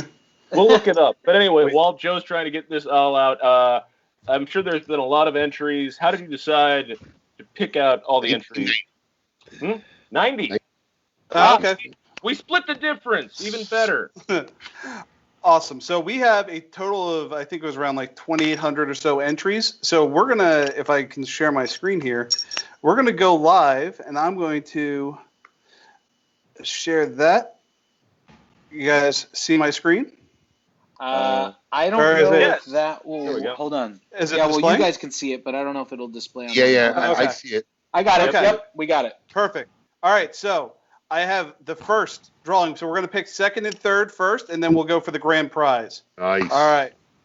So we're going to generate 1514. Now we're going to go back to the lovely list, and let's see who our winner is. See, this guy's a professional. Look at how organized he's got this set up. Joe, do you want to be a producer of a online radio show? I don't know. I think I got a pretty cushy job, but Abe, if just keep me in mind here. If you needed some extra work, let me know. Yeah. I couldn't do that to Paul. All right, 1514. We're going down here. It's okay. We're getting close. We're getting close. All right, we got a winner. Keith Bennett. Keith Bennett, that's your first winner. Let me write that down. Give me a second. Okay. Bennett. All right. Okay. Got it. Congratulations, Keith Bennett. We hope you enjoy winning third place. And, we're going to get that prize out to you very soon. Yep. Actually, or probably Monday. Speaking of that, guys, one other thing I forgot to add in on the prize pack, because our friend Juan from Hoya de Nicaragua, he threw in those Cinco de Cadas books. So those will also be going out from you guys as a gift from Hoya de Nicaragua. All right, let's generate the second place. 1353. Let's see. We're going back. 1353. John Patterson. Congratulations, John Patterson. You win second place. You are going to get a wonderful prize pack from our good buddies over at Drew Estate. That is going to come to you, probably shipping out on Monday. And now for the Mega Papi Chulo prize, which includes the cutter, the Flying Pig pack, and the Yeti cooler, along with an autographed book, the Hoya book. Let's see who's the lucky winner. Gifted by our buddy Juan Martinez. Absolutely. All right, guys, drum roll, please. There you go. 1645. Oh, we're staying in that range, so let's see what we got. This is for the big grand prize. This is the slow reveal, the slow build-up. Tension.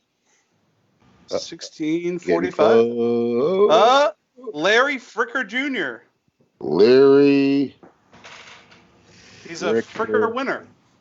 He's our Fricker winner. Congratulations to Larry. Larry, congratulations. You are the mass prize winner, our good promotion here from our good buddies at Drew Estate. A Yeti cooler and a whole lot of other great product is coming your way. Congratulations, sir. Congratulations, guys. Congratulations to all the winners. That's awesome. Awesome. And guys, Abe, I think we have another little contest going right now. That was from your Memorial Day. You want to share a little bit about that and how everybody can enter? Yeah, I've already seen beach ball pictures circulating. These guys are getting ready. Basically, you had to participate in our Memorial Day weekend promotion. We sent you a Smoke Inn beach ball, and anybody who's gotten that beach ball, if they make their best summertime is here post on Facebook and tag Drew Estate Cigars and Smoke Inn. You have to have the beach ball and any Drew Estate cigar in that photo. Tag us. You're automatically entered. We got a live drawing scheduled for Joe Grow again, but this is one mega prize pack. It's that Yeti cooler, right? It's a beautiful Twisted Tea outdoor barbecue grill. We got a Drew Estate toolkit in there, and we have one of the first project that Cigar Dojo did, which was Drew Estate Dogma. One of the original bundles from 2014. That's all going to go out to a lucky winner. Oh, that's cool. Oh. Yeah, all you got to do. In fact, it's this bundle right here. I got to hold it from my face. Yeah. Yeah, and this is the bundle, and all you got to do is just make it cool, have fun with it, post an awesome summertime themed post using the Smoke Inn beach ball and any Drew Estate cigar. Tag Drew Estate Cigars, tag Smoke Inn. You're automatically entered. So I really want to thank you for providing this awesome prize, Joe. It's awesome. It was great. We hope to do it again with you guys. And it was a lot of fun, and I appreciate your support. No, this was awesome. Thank you guys for having me. Thank everybody who entered the contest. Look forward to seeing it. We got a lot of new stuff coming. I know you guys were touching on the Year of the Rat a little bit there. Yes. Abe, I know you were saying that we're only sending 4 boxes to events, but I want everyone to know that events now through middle of August, when you purchase any of the deals, you actually, if you buy a box, you're going to get at least 1 Year of the Rat cigar. So while we're only having 4 boxes for sale, you will still be able to get a Year of the Rat. So that you can. You're providing Year of the Rats for purchases. Is that what it is? Yes, sir. So that's what purchases. Huh? For giveaways with purchases. Correct, with a purchase. So that's part of the, along with all the other cool swag. We got the new League of Provided Survival kits with the knife, the flashlight, the backpack. You got all this stuff. But in addition to that, yeah, you will get a Year of the Rat. So Abe, it's not quite like. Yeah, I might have misunderstood. So I just want to make sure I understand. Because I was going to watch the Corona one tonight to see how this goes. I just want to make sure I understand this right. So as a consumer, if I make a purchase, I can get one of the Year Rat cigars, no matter what. As long as the supplies last. So we're going to make sure every store has a decent. Yeah, as an event. But for the most part, most box buyers at events will get a Year of the Rat cigar. So I will quantify it while supplies last. But if you're going to buy a box at events starting June 1st, you should be getting one. And then I retract my statement. That's a way better setup of an event. Thank you for correcting me. Yeah, no problem. We're just getting here to build excitement. So thanks, guys, again for having me on. Great contest, and I look forward to talking more with you guys. All right. All right. We will talk to Joe Grow again soon. Thank you, Joe. And congratulations to all the winners from this Drew Estate KMA contest, and to Larry for winning that big package. Major congratulations, and we will be getting that package out to you very soon. Now, if you didn't get a chance to enter and subscribe to our there's another prize package up right now. It was given to us by Kevin. It's an awesome little Rockefeller cigar prize. It includes cigars, hats, shirts, patches, ashtray. It's on our homepage of KMATalkRadio.com. Go check it out. I think it's going to be up for at least 2 weeks, 2 or 3 weeks, and we're going to have a drawing. Maybe get Kevin to come back on, do a live drawing like Joe did, and we'll give that away. So all you got to do is just go to our homepage at KMATalkRadio.com, enter your email, and you will automatically be subscribed. Yeah, Paul, take notes on how Joe did that, and so you can generate the winner. Just saying. Oh, crap. Yeah. Don't worry. I'll get you a tutorial. It'll be fun. I tell you what, that Yeti cooler is very impressive. Yeah, it's a cool prize. Yeah, it's a very impressive prize. If I ever went out in public, I'd probably want one. It looks smaller in the graphic than it is in real life. It's pretty impressive. So, Coop, what's happening this week on cigar-coop.com? Definitely we have a bunch of reviews coming out, including the Lars Teton's SS review, the Underground Shady XX, and the Diesel Whiskey Row and the Rothschild will all be featured this week. So, have you gotten out of the house at all yet, or are you still just hanging around? I've gotten out of the house twice since really all this started, but I'm going to start making my way back out. I haven't really had much of a reason to go out, right? So, if there's a reason I need to go out, then I'm just kind of doing that. We were never one to eat out. When I'm on the road, I eat in restaurants, but when I'm home, I eat at home. So, we weren't one to hit a lot of restaurants to begin with anyway. Okay, very cool. Excellent stuff. Only Whataburger. Well, that's what I'm out. Yeah, that's what I'm out. Oh, I could go for a Whataburger. I've never had it. Oh, you gotta have one. Oh, you gotta have one. I know I'm gonna get attacked here, but I've never had a Whataburger. I never had an In-N-Out burger. Oh, I've had In-N-Out. No, not by anything other than I just haven't been around one. Yeah, the problem is you won't get attacked. Now you're gonna get. It's a religious war with both of them. Yeah. I like both. So. Well, if you had to pick one as your last burger ever, which would it be, Coop? It would be Whataburger because I love mustard on a burger. And they put mustard on the burger. So what if I just threw mustard on an In-N-Out burger? Yeah, you can put mustard on it. Come on, dude. Do it there, right? And this was our jerky judge. Such a sore loser. Oh, but look at this guy. Oh, I like mustard. Oh, put mustard on the other burger. Which one do you like better? Look, it's the way it's served, right? That's what it comes down to, how they present it to you. Okay, so it has to be the way it's presented. Wow, look at these comments coming in. Whataburger is trash from Alex. There we go. And everyone's gonna convince me the other way. It's like Trump and Biden or Trump and Hillary. I'll tell you what, Coop. I had an amazing burger this week, and I was very taken aback by it. Abe, have you ever been to the Burger You had a burger this week? No, I had an amazing burger this week. Have you ever been to the Burger Fi by our house? Oh, Burger Fi is garbage. No way. I had the CEO burger. The CEO burger is awesome. To a stray dog that I didn't even know. Dude, the CEO burger is awesome. Garbage. Listen to me. Try the CEO burger. One. So don't tell me it's a location thing. It's delicious. Garbage. Yeah. Burger Fi doesn't even have an ass's hair on any Five Guys location. Five Guys is crap. I don't like Five Guys. No, I disagree. Man. Five Guys. You're on crack. Five Guys is great. Five Guys is great, man. Yeah, I'm not a fan of the burger. Burger Fi is garbage. Paul will definitely not be a judge at the American Jerk Fest. I never claimed to be an expert or a judge or anything. Well, listen to me. It already sounds bad enough with the Great American Jerk Off. Don't call it the Jerk Fest, all right? Well, that's part 2. The Jerk Fest. You guys know? I don't know if Adam was wishful thinking there for a second. You lost me with that. Sorry, I forgot it was off, not the best. Wait, just a quick Whataburger comment, though. Do you know that there's a Whataburger in Florida, but it's far from you guys? But if you're ever going up towards Jacksonville, exit 373 off I-95, there's a Whataburger. Yeah, I've passed it before. Driving right by there tomorrow. Yeah, it's good. But I'm just saying, I'm sure you guys sometimes get up to Jacksonville. So I mean, for what? If I'm going to Georgia, to deal with traffic. Yeah, that's why I go there. Yeah, if I'm going to Georgia. But that's the closest Whataburger I have to where I am. Is that one off exit 373? What is that? Like 10 hours? But one of the best Vietnamese restaurants I've ever been to is in Jacksonville. Oh, really? Some faux place. If I look it up, I could remember. Let me know about that. Yeah, because it's right off of I-95. It's literally like a mile and a half. And every time I ever drive through there, I stop and have pho there. Listen, Abe, you know pho. There's no question on that.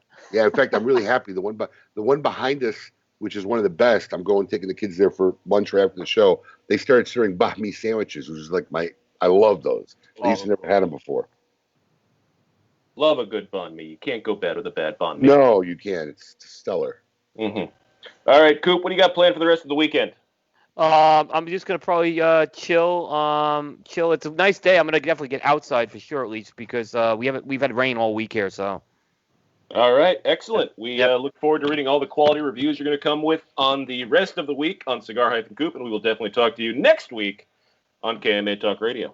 Take care, guys. All right, Koopaloop. Make sure you check out cigar-coop.com for all the latest reviews and all the news happening in the cigar industry. It's the best content you can find anywhere, guaranteed.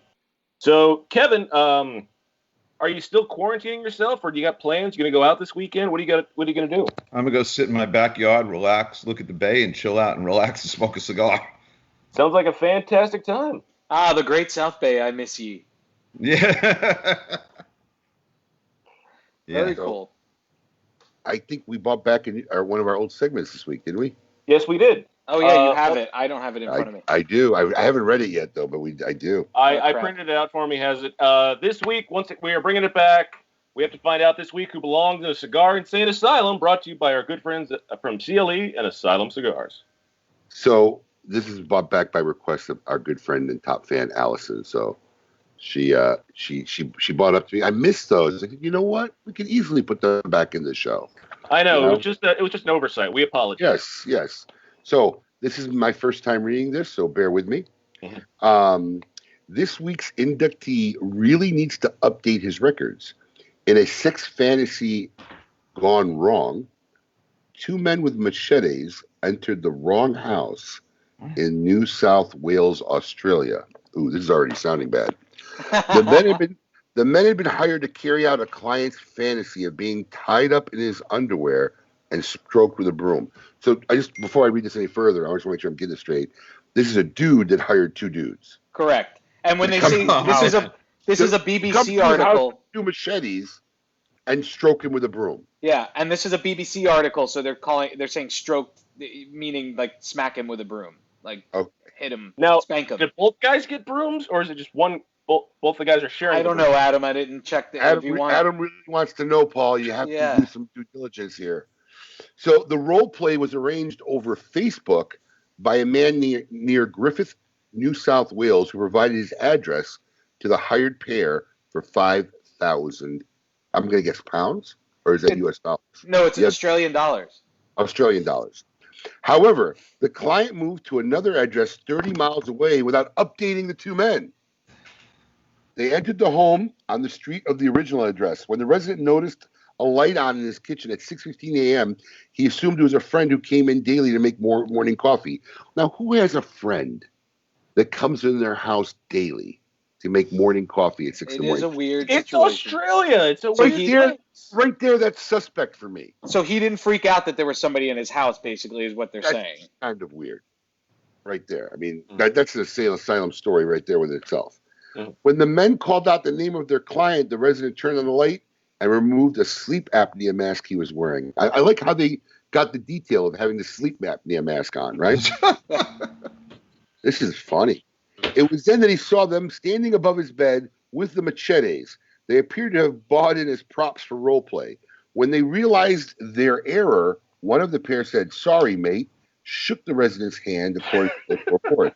The men then drove to the correct address, and their client asked them to leave the weapons in the car. A short time later, police arrived at the property, found the machetes in the car, arrested the hired pair. The judge ruled that the evidence did not suggest the men's actions were intentional. Yeah, that's without a doubt an insane asylum. So I came across that without looking for an insane asylum the other day, and I bookmarked it on my computer. And then when you said you wanted to bring it back this week, I was like, I got to use that one. I already have this one. What are you Googling that just came up automatically? No, it's like men with machetes. Apparently. No, I don't Google. I look at the news. I was looking at the BBC and I saw that in like a weird news story segment, and I was like, wow. It's good enough for the BBC. It's good enough for me. Paul, who's going on next week? TBD. Wow, you really suck. No, wait. Yep. So I had somebody booked that can't do it. So I just texted a friend of ours that we've been talking about because I thought it would be a good time for him to come on. He's watching the show right now, but he's obviously not answering his texts while he's watching the show. So I'm pretty sure he's available, but I don't want to say it to make him look bad if he can't make it. Okay. Do you need me to text some people for you? No, I got it. I got it. You sure? Got it. Yeah. Okay. Excellent. You know what we need to do? You know what we need to do? We need to see if we can get Evan Darnell on the show. Well, talk about what the Red Meat Lovers Club has been doing during this hiatus, right? How are we going to eat if he comes on? Oh, no, he'll just come here where Adam and I are broadcasting. You're just be shit out of luck. Yep. Screw you, Paul. That's what I'll hit up Evan. Or he could come on from home. But yeah, you should hit him up. Good to see what he's doing. Yeah. Kevin, thank you so much for coming on, man. It was great to hear about your history, learn about your cigars, and I'm going to get ready to enjoy this one right after my lunch. Thank you very much for having me. Absolutely. I've heard great things from Kevin from the Militia and Boston Jimmy about your great smoke, so I definitely, I want to do that. All right, great. And if anybody wants to learn more about your cigars, you have a website, yeah? Yeah, www.vrcgcigars.com. VRCG. Vintage Rockefeller Cigar Group. And if you go to Rockefeller, it'll come up anyway. Good. And they can find their nearest retailers on that site or no? Yeah. Good stuff. Absolutely. Kevin, for being here. It's been an absolute pleasure. We look forward to, hopefully we'll talk to you again soon. Maybe we'll see you in person if we actually ever get to be in person with people ever again. Yeah, absolutely. Absolutely. Thank you for having me. Absolutely. It's been an absolute pleasure. Next week will be determined thanks to Paul's incompetency. And, wow. Well, until next week, and as always, keep it lit, everybody. Peace.